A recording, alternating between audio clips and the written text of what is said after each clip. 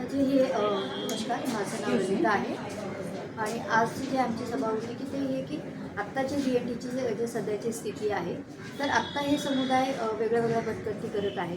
तर ह्या भटकंती करत असताना आता जी जनगणना जी होण्याची होऊ पाहते, तर त्या जनगणनामध्ये DNT समुदाय कितपत त्याच्यामध्ये समावेश होतील.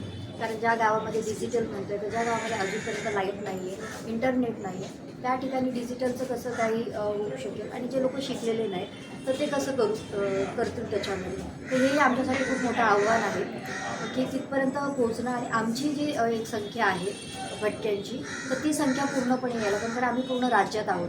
तर अजूनही आम्हाला पूर्ण राज्यभरामध्ये वेगळ्या वेगळ्या संख्यांमध्ये मोजलं जातं आणि तर आत्ता तरी ही एकत्रित एक संख्या आली पाहिजे, ही आमची मागणी आहे. आणि ही पूर्णपणा जे काही काय म्हणू आपण की जनगणना होणार आहे, तर ते जे संस्था आहेत, जे लोक समुदायाचे लोक कामं करतात, जर त्यांच्याकडे जर ही जबाबदारी दिली तर ते आपापल्या लोकांना शोधून त्यांना ह्या जनगणनामध्ये समावेश करू शकतात असं एक वाटतं. मॅडम, ही जी जनगणना होणार आहे डिजिटल पद्धतीने होणार आहे, तर त्याचा जो डेटा आहे तो कितपत सेफ राहील या संदर्भात तुम्हाला काय वाटतंय? अजिबात सेफचं तर हे इश्यूज आहे याच्यामध्ये. सरकार हे कसं करेल माहिती नाही, कारण डिजिटलमध्ये डेटा येणं म्हणजे हे सेफ नाही आहे. मला नाही वाटत हे सेफ असेल, कारण लोक ते सांगायला पण तेवढे काय म्हणू आपण तेवढे हे नसतील की आपण आपली काय म्हणू आपण त्याला की आपण कसं सांगणार आपल्याबद्दलचं ना.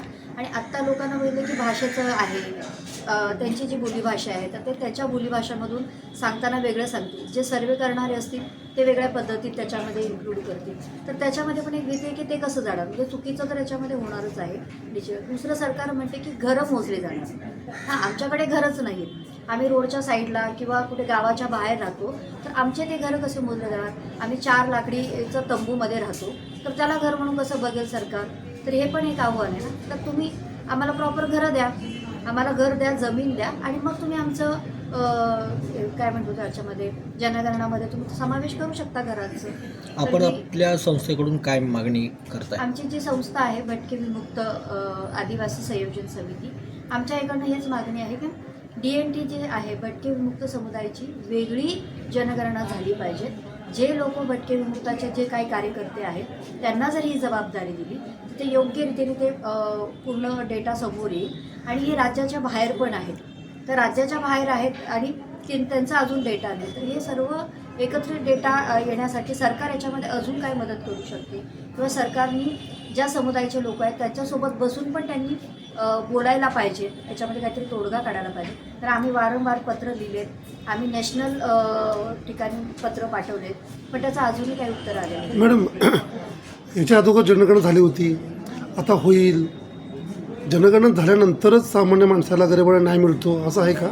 नाही, अजिबात नाही. जर एवढ्या मागे जनगणना झाले तेव्हा न्याय नाही मिळाला. अजूनपर्यंत आम्हाला जे आम्ही 70 वर्षापूर्वी जे आम्ही भोगत होतो ते आजही आम्हाला भोगत, म्हणजे आजही आमच्या मुलांना शाळा नाही आहे, आजही आम्हाला घर नाही आहे, कोणतीही सुविधा नाही आहे, हेल्थ सुविधा नाही आहेत आणि आजही आम्हाला रोजगार नाही, काम नाही, घर नाही. तर याच्यात आपण कसं म्हणू की जनगणना झाल्याच्या नंतर आम्हाला तुम्ही सर्व सुविधा द्याल, त्याच्यावर पण प्रश्नचिन्हच आहे. जनगणना झाल्यानंतर ज्या पण योजना किंवा धोरणं आखण्यासाठी सरकारला मदत होते, मग त्याचा काय होईल का, म्हणजे त्याच्यावर काय परिणाम होईल का या डिजिटलचा, काय वाटतं तुम्हाला? आम्ही वारंवार आमच्या ज्या मागण्या होत्या की बाबा आमच्या भटके विमुक्त NT-DNT समुदायासाठी बजेट असायला पाहिजे, सेपरेट बजेट असायला पाहिजे, सेपरेट मंत्रालय असायला पाहिजे नाही, हे आम्ही वारंवार आमच्या 17 मागण्या दिल्या होत्या. आम्ही 17पैकी अजून 1-2च मागण्या त्यांनी हे केलेल्या आहेत, बाकीच्या मागण्या तसेच आहेत. धन्यवाद. थँक्यू.